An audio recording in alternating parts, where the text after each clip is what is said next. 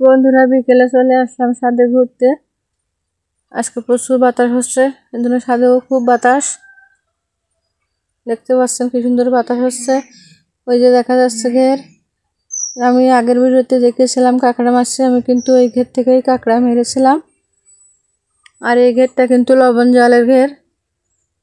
এখানে সব ধরনের মাছ পাওয়া যায় লবণ জলের। এই পাশে বাড়ির আমাদের এই ঘেরটা আছে, আর আমাদের বাড়ির ওপার পাশে আছে একটা ছোট নদী।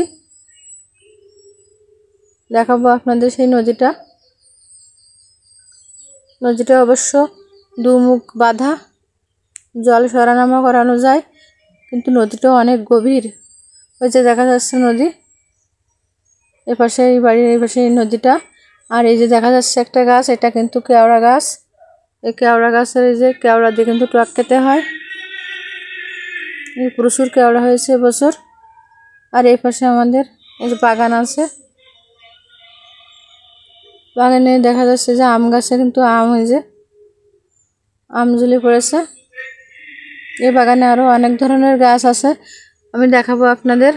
এখান থেকে ভালো দেখা যাচ্ছে না, আমি এই পাশে একটু ঘুরে দেখাচ্ছি আপনাদের। অনেকে বলে লবণ জলে কোনো গাছ হয় না, দেখেন কত গাছ। লবণ জলটাতে কি সব রকমের গাছই কিন্তু এখানে পাওয়া যায়। দেখেন আমলকি গাছে প্রচুর আমলকি হয়েছিল এবছর। আর এটা হলো সবেদা গাছ। এই গাছটা অনেক দিনের গাছ, আর এই গাছের সবেদাগুলো খেতে খুব মিষ্টি হয়। এই পাশে দেখেন এই যে আম গাছ আছে আরো। আর এটা হচ্ছে বেল গাছ।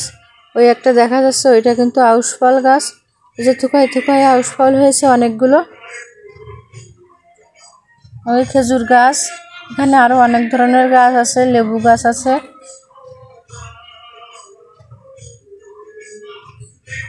দেখা যাচ্ছে না ছাদ থেকে সব গাছগুলো।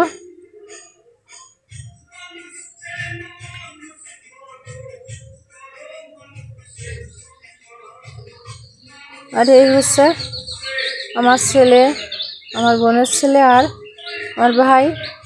ওরা একটু খেলছে ছাদে আমাদের সাথে এসে নিজেদের মতো করে। এখন আমি আপনাদের একটা গাছ দেখাবো, এই যে কদবেল গাছ। এখন কত কদবেল ধরেছে। এপাশে আরো একটা আছে, এই যে প্রচুর কদবেল ধরেছে কিন্তু।